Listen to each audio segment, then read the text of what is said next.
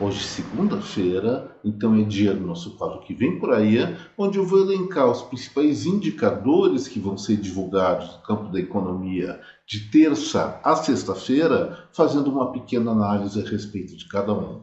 Efetivamente, a respeito de hoje, segunda-feira, eu vou tratar do que realmente está estourando a boca do balão, tem muita gente conversando sobre isso, pelo menos no campo da economia, que diz respeito a um novo recálculo da previsão do déficit público. Meu nome é Eduardo Starosta e esse é o canal Fora de Curva. Bom, hoje à tarde, o governo federal divulgou uma nova previsão para o déficit público de 2024. Segundo as autoridades do Ministério do Planejamento, o prejuízo do ano vai ser de 28,8 bilhões de reais. Para quem previa um 0 a 0, um déficit zero, realmente é muito dinheiro de prejuízo.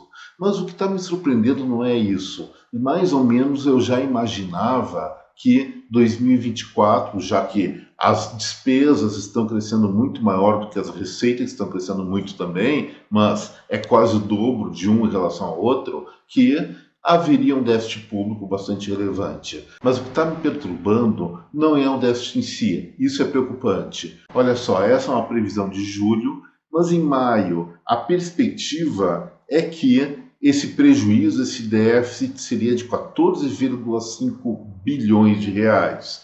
Olha, em 2 meses passar de 14,5 bi para 28 bi, mais ou menos o dobro, um pouco menos que o dobro, um valor em relação ao outro, é algo que eu chamaria de precariedade de planejamento. Até pode ter um déficit maior, até vão considerar isso, mas tem que ser planejado. Se eles estavam prevendo em maio 14 bi e agora arredondando 28 bi, quer dizer que eles não estão com muito controle, especialmente sobre gasto público. Mas vamos um pouco mais adiante. Em março, ou seja, nós vamos ter março, maio e julho. Em março, a perspectiva era de uma despesa maior que a receita de 9,3 bilhões. Vou ser um pouquinho chato, vou ser um pouco redundante, mas só para ver a grandeza das coisas. Em março foi 9,3 bilhões de reais de perspectiva de déficit, passando 2 meses depois para 14,5 bilhões e mais 2 meses para 28,8. O que é isso? Será que é uma frustração de arrecadação? Não, a arrecadação vem crescendo e muito aqui no Brasil em função de aumento de impostos novos, como eu já comentei em alguns vídeos atrás. Então, se verdadeiramente não é uma frustração de arrecadação, o aumento do prejuízo das contas públicas brasileiras só se deve a uma coisa: descontrole. Estão gastando de maneira, vamos dizer assim, desordenada. Então, se vendo essa progressão de crescimento entre março, maio e julho, o que dirá as próximas perspectivas lá para agosto não, setembro, novembro e vai fechar as contas, lógico, em dezembro.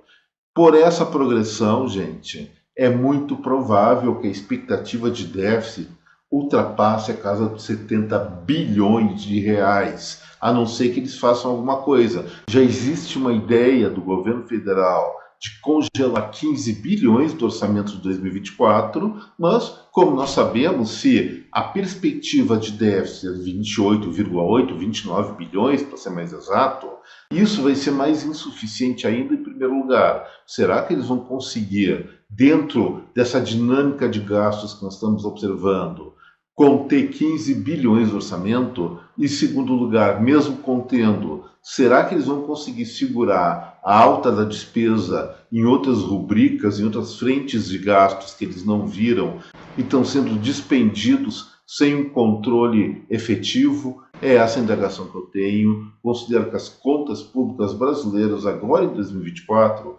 correm um grandíssimo risco de frustração, pelo menos o que foi lançado lá em 2023, que o país, nesse ano, atingiria o déficit zero, ou alguma coisa em torno de 0,1% do PIB, 0,5%, mas parece ou aparenta que esse prejuízo vai ser muito, muito maior. Importante ficar de olho nesses indicadores. E agora vamos para o quadro O que vem por aí.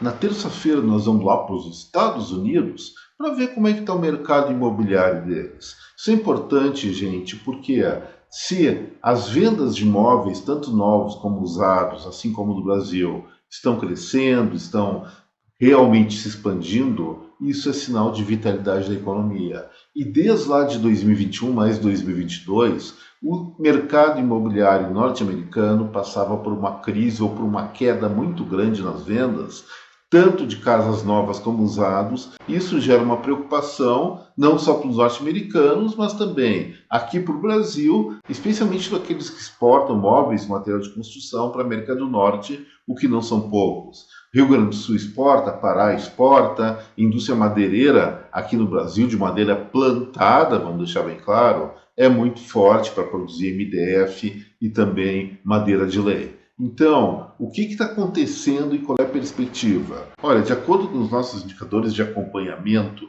das vendas de casas usadas, lá em março de 2023, onde já existia a crise, havia uma venda de 4,4 milhões dessas residências, dessas unidades habitacionais que não são novas.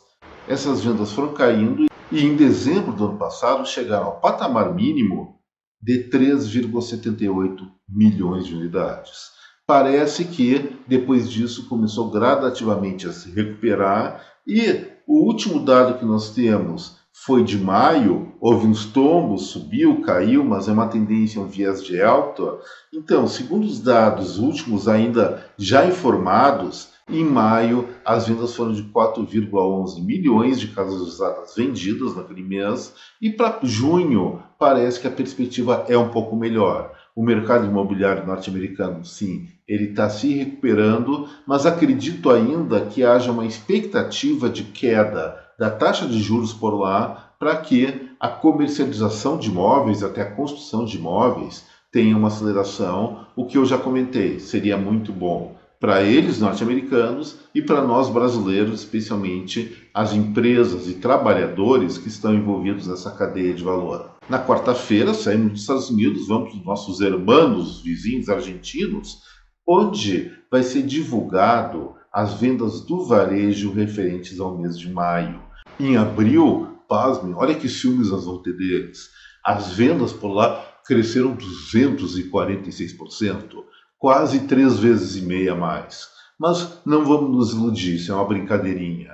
A inflação deles foi maior do que isso e lá eles calculam as vendas do varejo pelos valores nominais, pelo dinheiro gasto. Então, se a inflação foi em torno de 288% nos 12 meses encerrados em abril, o que aconteceu? Uma queda real da comercialização de produtos por lá ainda da ordem de 11%, e isso é muito elevado. É lógico que tal situação não está fora do previsto, inclusive antecipado pelo atual presidente Javier Milei, quando ele fez aqueles ajustes. Espero que dê certo, mas não é consenso que isso realmente vai seguir um bom caminho. Até acredito que tem chances realmente de ser bem sucedido, mas existem riscos pelo caminho. Mas, na previsão, na perspectiva montada pelo atual presidente, como ele falou no discurso de posse, antes de melhorar, vai piorar. Eu espero e tenho alguma perspectiva de realmente essa queda real de vendas de 11% no mês de abril seja sensivelmente menor em maio. Vamos aguardar para ver, é um indicador importantíssimo para acompanhar não só a Argentina isoladamente, mas uma nova gestão econômica de crise que, se der certo, pode ensinar muitas pessoas, e se der errado, pode ensinar como não fazer o que eles estão fazendo. Eu ainda não ponho minha mão no fogo nem pelo sim e pelo não. Torço pelo sim, mas talvez aconteça alguma coisa não muito agradável. De novo, espero que eles sejam bem-sucedidos e acho que tem chances. Já na quinta-feira, o fisco nosso vai divulgar quanto arrecadou de impostos federais no mês de junho. É um indicador importante que reflete nível de atividade, mas também tem que colocar ou tem que inserir nessa realidade o aumento brutal de impostos que teve agora em 2024 com a ampliação da base tributária. Vamos falar dos offshore, vamos falar de aumento de IPI, PIS, COFINS, enfim, uma série de altas tributárias que no curto prazo faz com que a arrecadação pública aumente mais do que proporcionalmente à formação da riqueza dos brasileiros, o que pessoalmente eu acho lamentável. Mês passado, houve uma alta real de 7% da Receita Federal, da Receita Pública Federal. Em junho, a perspectiva é um número um pouquinho parecido com esse, fazendo um desconto, aliás, com os problemas passados pelo Rio Grande do Sul, onde a economia realmente gerou menos riqueza, então isso deve desacelerar esse crescimento da arrecadação. Mas, repito, eles vão arrecadar mais do que arrecadaram no mesmo período do ano passado, ou seja, junho de 2024, frente a junho de 2023, efetivamente em função, em primeiro lugar, alta de impostos. E, em segundo, algum aumento do emprego que gera uma repercussão não tão grande no cômputo geral da arrecadação de impostos por conta do aumento da empregabilidade do Brasil, e isso reflete no imposto de renda da pessoa física. Então, vai aumentar a arrecadação de impostos sim, mas como principal fator de alavancagem, alta de impostos, o que não é uma coisa lá muito legal para a economia brasileira. E, finalmente, na sexta-feira, o Ministério do Trabalho vai divulgar o CAGED, que reflete a empregabilidade do Brasil referente ao mês de junho. Eles calculam o que aconteceu de admissões e demissões da empresa e o saldo é alvo de análises. Nesse ano, o emprego no país tem crescido, cresceu todos os meses, a não ser dezembro, como sempre acontece, mas parece que esse indicador está em desaceleração. Em maio, existia uma perspectiva de alta de 200 mil postos de trabalho de criação, saldo positivo, mas foi apenas 131 mil. No mês anterior, que nós temos dados, ou seja, abril, a geração foi de 240 mil. Gente, o que deve acontecer em junho? Acredito que, em primeiro lugar, uma desaceleração na geração de empregos, que ainda vai ser positiva, mas não tão vultosa como nos meses anteriores, em função de dois motivos. Em primeiro lugar, a atividade econômica do Brasil se arrefecendo e, em segundo lugar, os efeitos ainda do desastre ambiental lá no Rio Grande do Sul, onde a maior parte das demissões deve ter acontecido no período de junho. Gente, o que eu tinha para falar hoje era isso. Espero que vocês tenham gostado do Fora de Curva de hoje e, se gostaram, não esqueçam do like, do compartilhamento desta película com a sua rede de contatos, e para aquelas pessoas ainda que não são inscritas no canal, eu faço meu convite para inscrição. Um forte abraço a cada um de vocês, uma excelente, uma plena semana cheia de realização, sucesso, felicidade. Deixo aqui meu até breve. Tchau, pessoal.